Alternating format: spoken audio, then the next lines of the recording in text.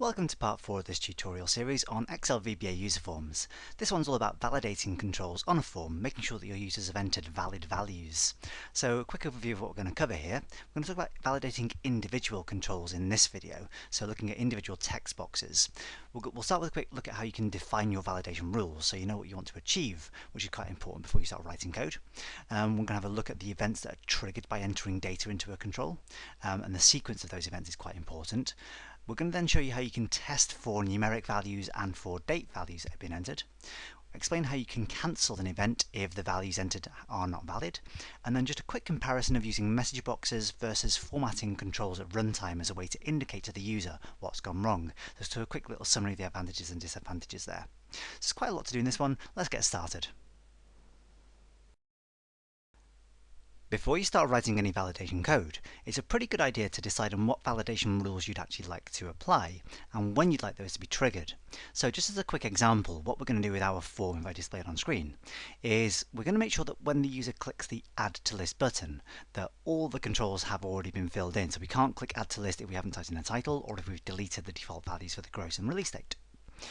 We're also going to make sure that when a user types values into the form, so if I typed in a different number into the gross text box here, if I tried to move away from this control, if I hadn't typed in a number, first of all, it's going to prevent me from moving away. Also, if I have typed in a number, then if I typed in a negative value instead of a positive one, that will also prevent me from moving away from the control until I've entered a valid value. We'll do something very similar with a date. If I don't type in a valid date, if I try to move away from this control, then it will prevent me from doing that. And if I enter a date that is in the future, so if it's greater than today's date, I'd also like to trigger some validation code there as well. So there's quite a lot of stuff to do there, in fact. We're going to start with the quick basic idea of testing if the value of this film gross text box is a number when I try to enter a value and then move away from it. So I'm going to cancel out of the form, and then we're going to go to the Visual Basic Editor and look at how you can start adding that sort of code. Now, before you can start writing effective validation code, it's really important to understand what events actually get triggered when you enter a value into a text box. So this next part is completely unnecessary to actually successfully validate the form. This is purely to demonstrate the principle behind the events involved, so feel free not to do these next few steps.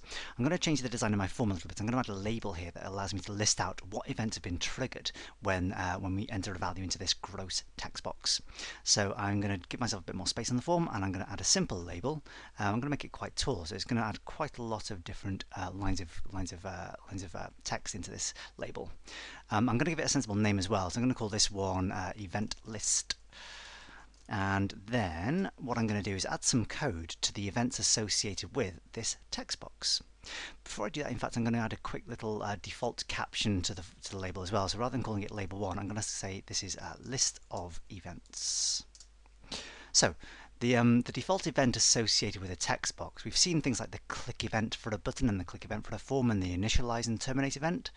Text boxes have events too. If I double click on the film gross text box, I'll go into the code view of the form, and along with all the other code we added in the previous video, we'll see we get the film gross change event.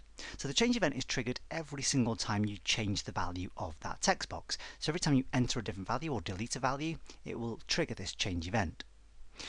There are several other events associated with changing values in the text box as well. So I'm going to go back to the drop down into the top right hand corner, and I'm going to show you in order. If I enter this text box, the first event that will happen is the enter event. So I'm going to select that one.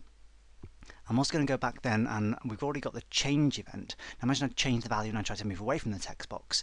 What happens then is the before update event is triggered. So I'm going to select the before update event. I'm also going to then select the after update event, which happens immediately after the data is updated. And then finally, I'm going to select the exit event. So that's a sequence of events. Now, having selected all of these, you'll see that they all sit together in the code view.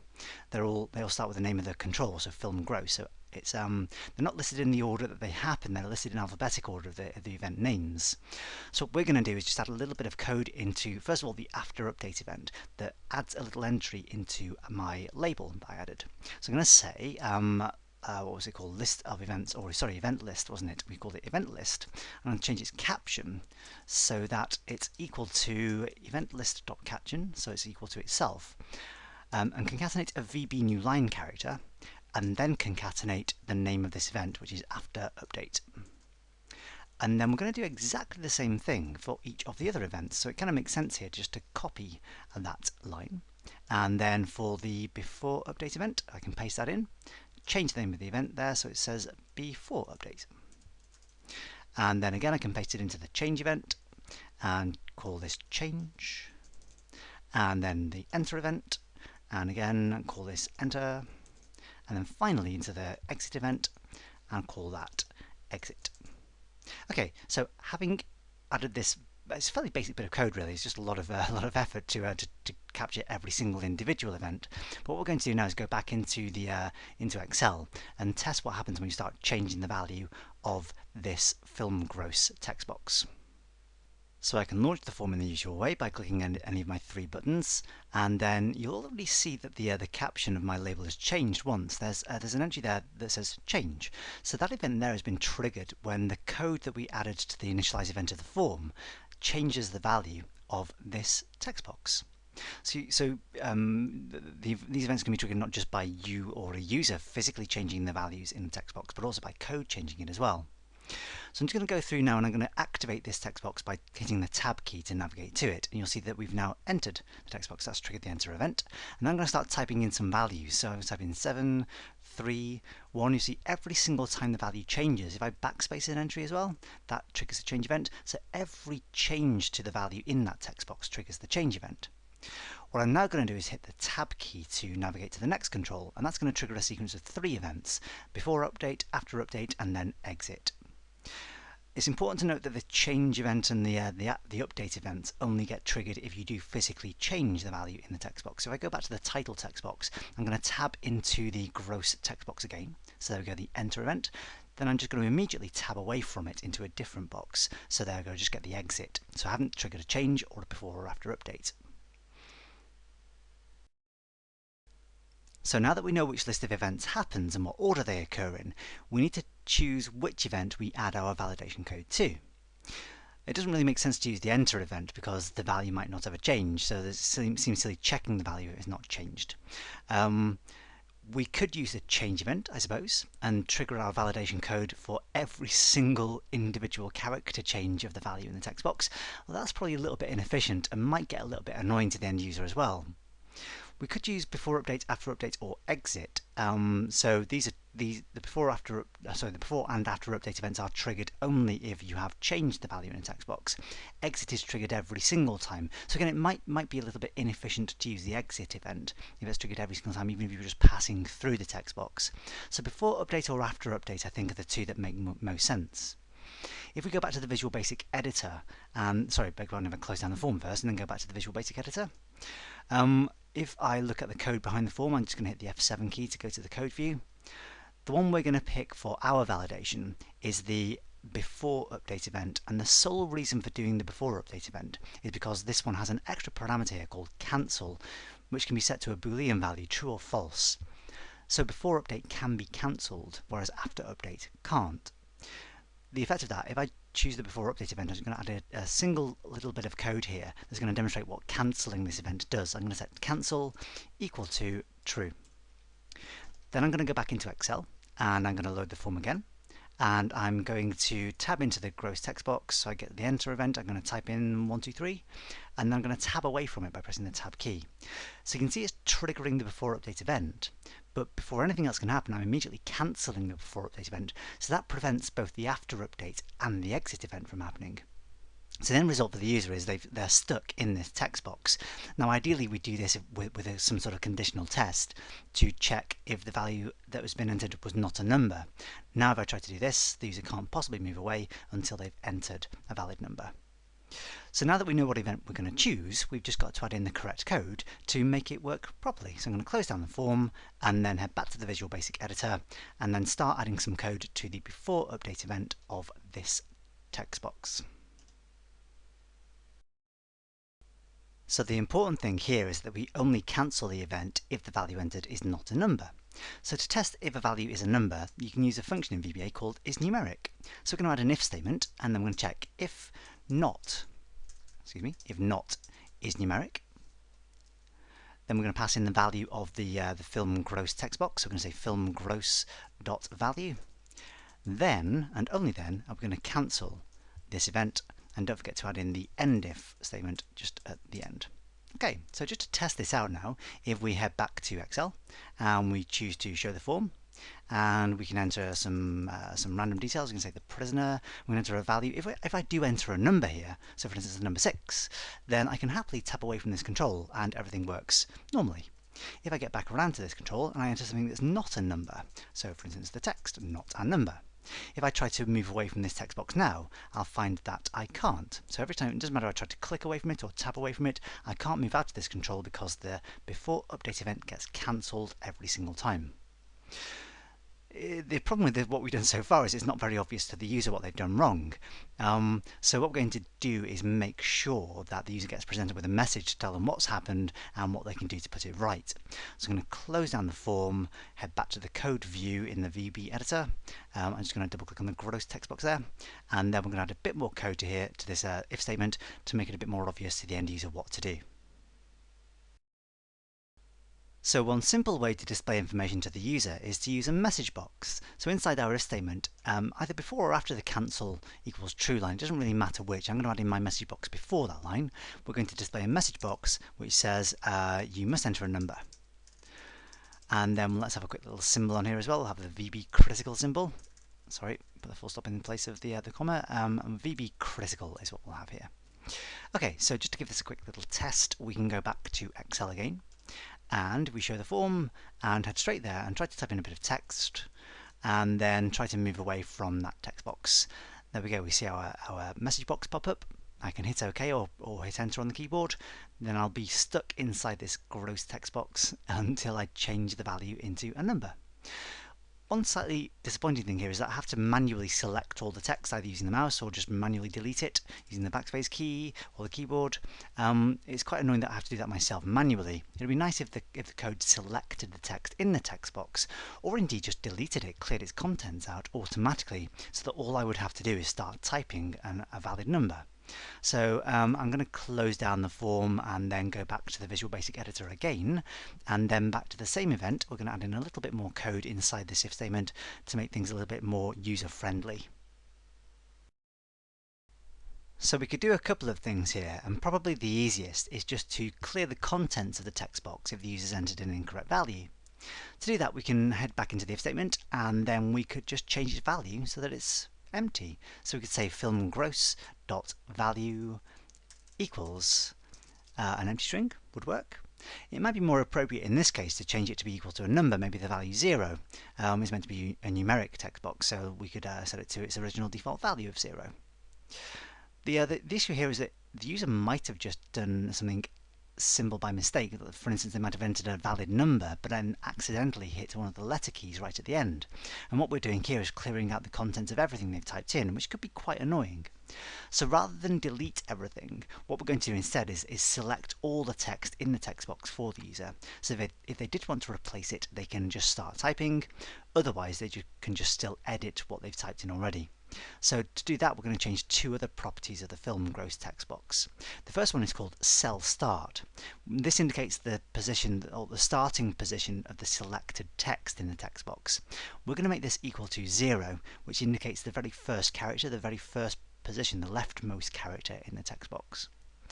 The next thing we're going to do is change the length of the selection, and we're going to make this equal to the length of all the text that's in the text box. So we're going to say film gross dot cell length, selection length.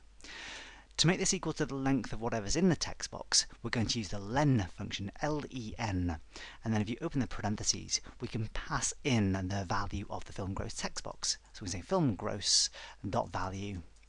So that will calculate the length of the string and select all the text that's currently entered. So to give this one a quick test, let's head back into Excel, and then again we'll show the form on screen, and I'll head straight to the text box and start typing in a value. If I tap away from this now or click onto a different text box, I'll be prevented from doing so. But when I click OK or press enter, I'll go back to the text box and all of the text will be selected. As long as I type in a valid number, I can tap away and everything will work perfectly. Now, one small problem with this style of validation where we use message boxes to indicate issues is that it's quite intrusive to the user. They've got to read a message and then either click OK or press Enter, and it kind of just interrupts the flow of entering data.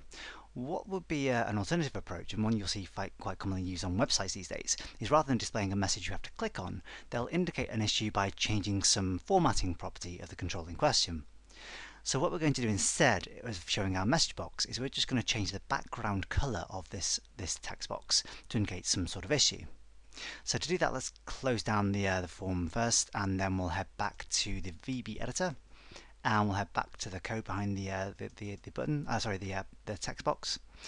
And here we're going to remove the line that shows our message box on screen. What we're going to do is replace that with a line which simply changes the background colour of the text box. So we're going to say film gross dot back colour, and then I'm going to use one of the RGB colours. I'm going to make it RGB pink. So it's a slightly more subtle colour than RGB red, which is a bit too heavy, I think. So, simple little effect here. If we go back to Excel now and then show the form again on screen, and we type in something that's not valid into this text box, as soon as we try to tap away, the text box turns pink.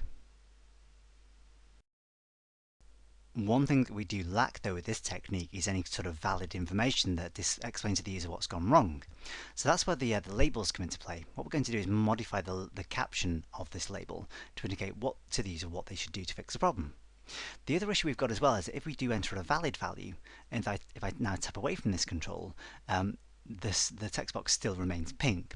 So to solve both of those problems, what we're going to do is head back into the VB editor. So I'm going to close down the form, head back to the VB editor, and then go back to the code behind the text box.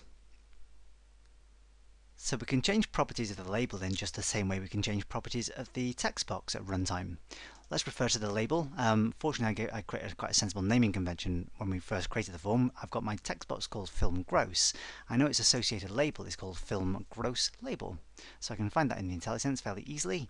And then we can change, let's change its caption property so it reads a different message. It's going to say something like numbers only, or you must enter a number. And then the for colour will also change so that it stands out. Let's say film gross label, and we'll call this one, also change the for colour. So we'll change this one so it's equal to RGB red. I think red will be fine for the for colour. So to give that one a quick test, again we can head back into Excel. Relentless testing is the key to making sure your validation code is working. And let's go back and we'll change it to a bit of text again. And this time we'll get not only the background of the text box changed to pink, the font colour of the label changes to red, and it makes it hopefully kind of obvious what we're supposed to do here.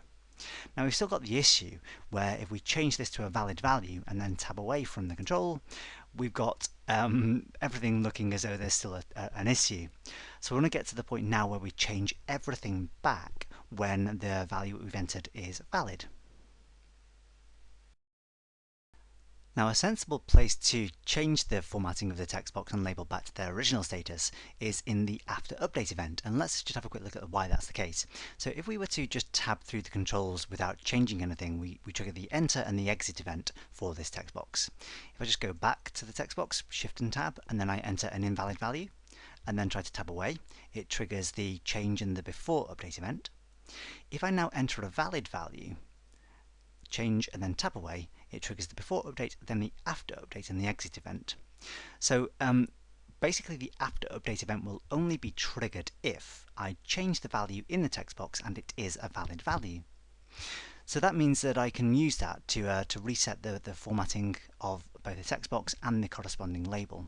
So let's just close the form down here and we'll head back into the Visual Basic editor, and then we'll head straight to the after update event of this text box. So let's start by having a couple of extra blank lines, and then we can add in some more code and change things back. Let's start by changing the back colour of the film gross text box. So I'm going to say film gross dot back colour equals, I know that was just set to white, so I'm going to say RGB white. That's a nice easy change to make. We can also change the label's caption back to its original, so rather than just type all that out, I'm going to cheat and copy and paste and change the caption back so that it was just said gross and then the $sign in parentheses after it. The last thing to do is change the label's fore colour back to its original colour, and this is a little bit more fiddly to do. So we originally changed the fore colour of the label when we were designing the form in the first place. We changed the form's fore colour. So one way to find out what the fore colour of the label actually is to go back to the design view and then have a look at the label. If I select the gross label, it shows me the fore colour is this hexadecimal code, which isn't the most useful thing in the world. Really we want the RGB value, or just the colour number of that colour. So one way to find out what that is would be to use the immediate window to ask the question what the colour is. If I go to the view menu at the top and choose immediate window, or just press Ctrl and G, I can use the immediate window to ask questions what the values of properties actually are. So I'm going to ask a question by typing in a question mark. Then I need to refer to the form itself, which is film details, then the film gross label, and then the fore colour property. So this will return, if I press enter at the end, it's going to return the number of the colour of that label. So what I could do is just use that number in place of the actual colour name or the RGB function. Again, that's kind of like a hard-coded constant now, so the issue here is if I change the design of the form later on to have a different fore colour, I've got to come through and change all these settings as well. So what might be a slightly better solution is to rely on the fact that as well as changing the design, the fore colour of the individual labels, when we design the form in the first place, we actually change the fore colour of the entire form. And in fact, the label text changes to match because they inherited the values, or the properties, the formatting properties of the form itself. If I drew a new label on the form, it will inherit the same fore colour property. So another approach here, rather than changing the label colour specifically, what we can also do is change this to be equal to me.foreColor, so the fore colour property of the entire form. So a couple of different techniques you could use there.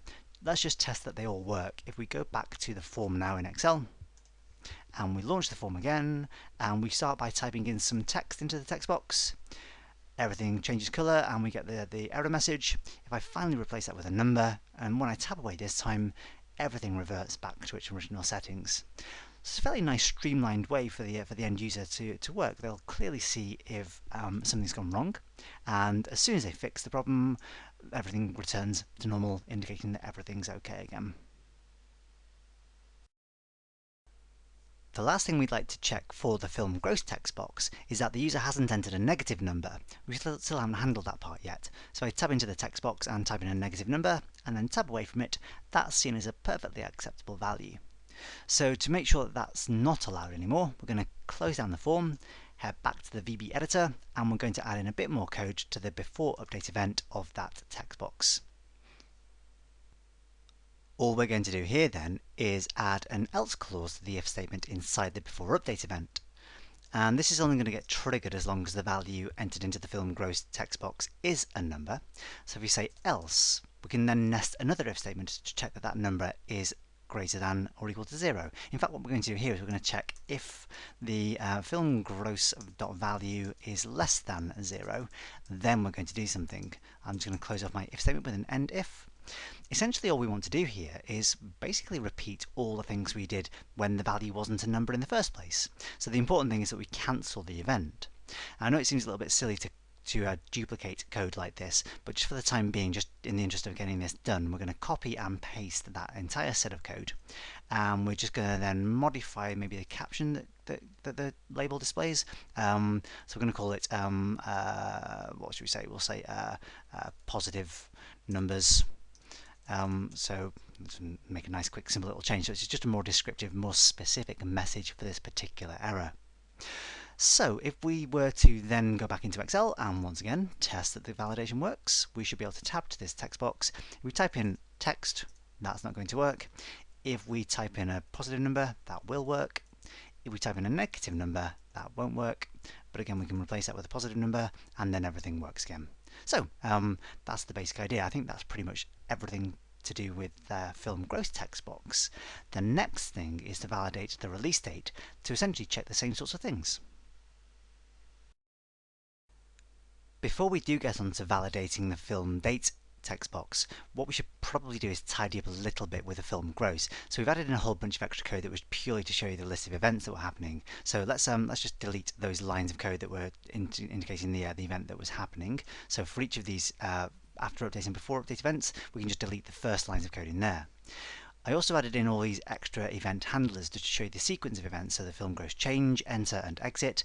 We don't need that to happen anymore, so I'm going to just delete those event procedures altogether. We can just remove those entirely. That means that the form doesn't really need the big event list label in there anymore, so I'm going to go back to the design view of the form, or the object view, and then just select this list of events label and delete that as well. Then we can resize the form so it looks a little bit more sensible again. The very last thing we're going to do to tidy up is kind of associated with the last thing we did to validate the film gross text box.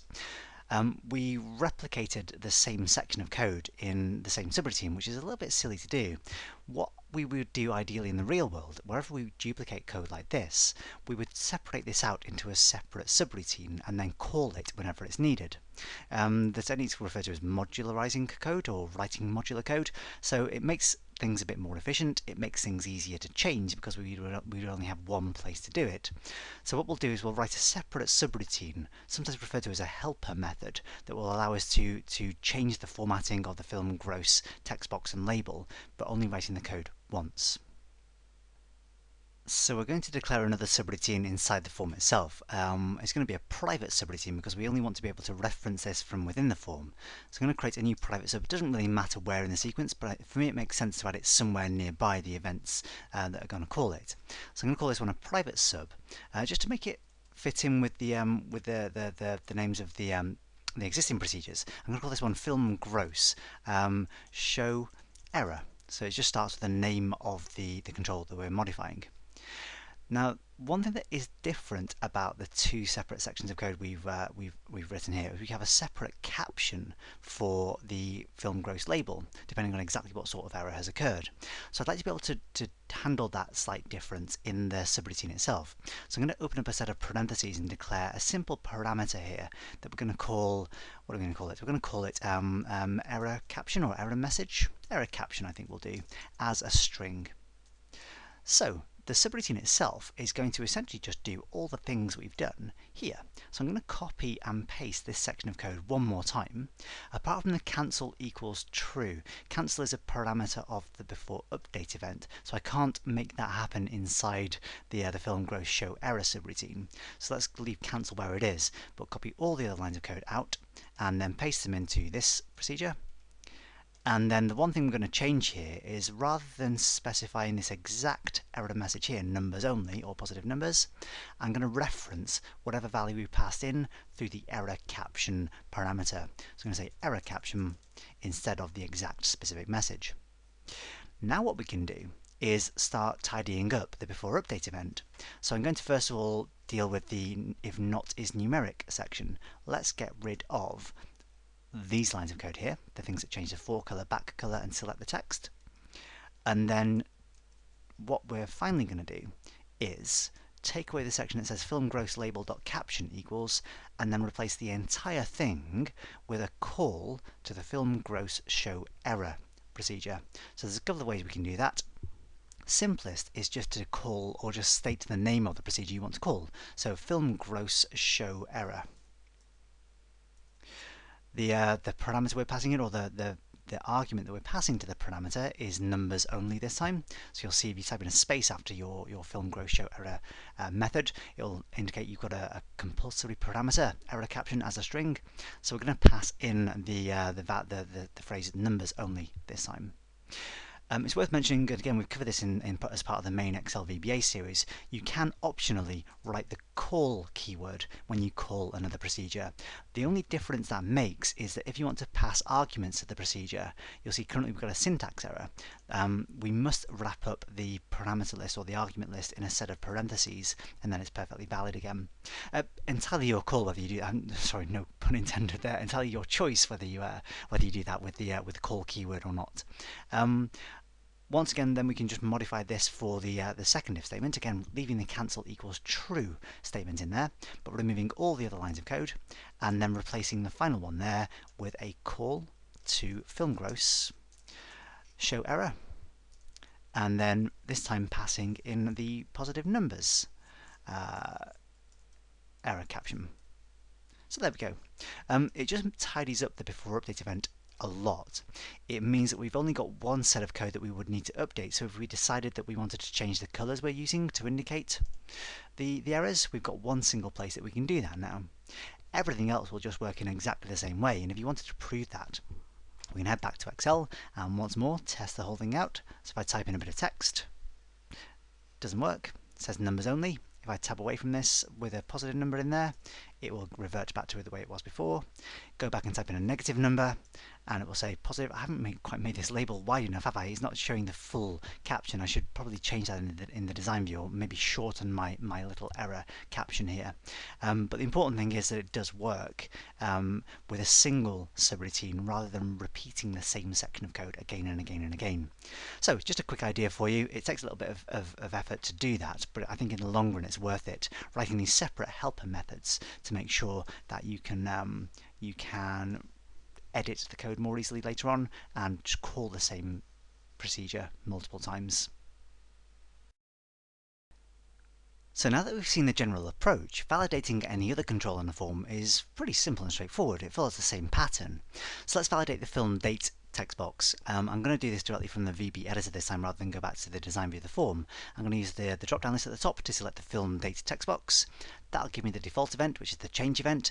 The one that I really want here is the before update event, so I can select that from the list at the top right and then delete the film date change procedure. I shan't be needing that. Okay, so similar approach again. What we're going to do first is check. If not, this I'm going to use the isDate function rather than isNumeric, and then I'm going to check the film date dot value. If that happens to be the case, then we want to do a whole bunch of different things. The things that we want to do, we're going to replicate later on. So what we're going to do now is write a separate helper method that we can just call. The really important thing, though, of course, is that we cancel this event. So we're going to say cancel equals true. Let's write the separate helper method then. We're going to call this one a private sub. Sorry, private, do I put that? Private sub film date show error. And again, we're going to have a separate caption property, so an error caption parameter that we can pass in different messages to as a string.